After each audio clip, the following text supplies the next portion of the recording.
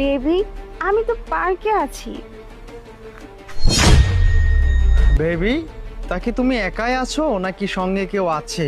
আমি তো একাই আসছি, আমার সাথে কেউ আসেনি। বাড়িতে ভালো লাগতেছিল না তো ওই জন্য আসলাম। ও আচ্ছা, ঠিক আছে, তাহলে সাবধানে থেকো। হ্যাঁ, আর বাসায় কখন যাবে? এই তো বেবি, এখনই চলে যাব। আমার ভালো লাগতেছিল না তো এর জন্য আসলাম। আর তুমি ছাড়া আমার আর কে আছে বলো, কাকে নিয়ে আসবো? এই জন্য একাই চলে আসছি, কিছুক্ষণের মধ্যেই চলে যাব। আসলে বেবি, আমি অনেক কষ্ট করি তো, যার কারণে তুমি একটু একাই থাকো। আচ্ছা বেবি, তুমি আমার জন্য একদম চিন্তা করো না। আমি তো জানি, বুঝি তুমি আমার জন্য কতটা কষ্ট করো। এর জন্য তো আমি একাই থাকি। I love you baby, by.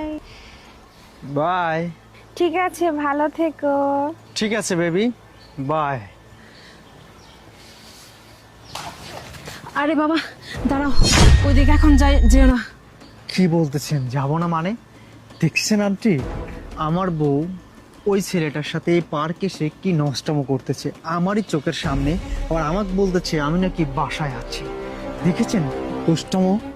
শুনেন, ওদেরকে এক্ষুনি শাস্তি দিতে হবে। আপনি জানেন আরে মাথা ঠান্ডা করো, আমি যেটা বলতেছি সেটা শোনো। ওই ছেলেটা আর কেউ না, ওই ছেলেটা আমার নিজেরই ছেলে।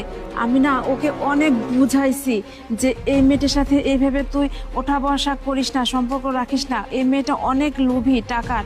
ও তো টাকার জন্য তোকে ভালোবাসে, ও তোকে ভালোবাসে না। কিন্তু আমার কোনো কথাই ও শুনে না। আমার ছেলেকে আমি কোনোভাবেই বুঝাইতে পারতেছি না। ওকে যে আমি কি করব? বাবা, তুমি একটা কাজ করো, তুমি তোমার ওয়াইফকে একটু বোঝাও না। বুঝতে পেরেছি, ওদেরকে তাহলে অন্য জায়গায় গিয়ে কর দিতে হবে। ঠিক আছে, চলুন আমার সাথে আপনি। আচ্ছা। আরে আরে, তুমি আমাকে কোথায় নিয়ে আসছো?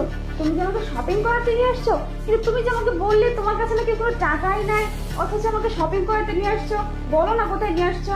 আরে, আমি তোমাকে এমন জায়গায় নিয়ে আসছি, তুমি যদি চোখটা খালি খুলে দেখো না, তোমার চোখ একদম কপালে উঠে যাবে। তুমি এত খুশি হবে এত কিছু দেখে।